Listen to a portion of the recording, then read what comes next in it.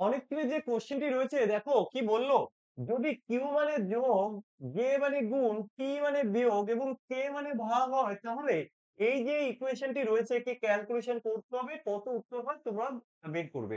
কিভাবে বের করবে? প্রথমত এই লিখে দেবো আমি 30, কে না লিখে তার জায়গায় এখানে বলে দিয়েছে কে যদি হয় ভাগ, তো এখানটায় আমি লিখে দিলাম ডিভাইডেড। আচ্ছা, এরপরে 2, কিউ না লিখে তার জায়গায় আমি দেবো প্লাস। আচ্ছা, 3, যে না লিখে দেবো আমি ইনটু কত 6, টি না লিখে দেবো বিয়োগ 5। বদমাস রে, প্রথমে আমি ভাগের কাজটা করে নেব। তাহলে 30 কে যদি 2 দিয়ে ভাগ করি তাহলে কত পাবো? 15। আচ্ছা, 3 6 কত? 18 মাইনাস হচ্ছে 5। তাহলে এবার দেখো এখানে এই দুটোকে যদি আমরা যোগ করি কত হবে? 15 আর হচ্ছে 18, 15 দুগুণে 30 আর হচ্ছে 33। তাহলে 33 মাইনাস হচ্ছে 5, 33 এর থেকে 5 বাদ দিলে থাকবে কত? 28।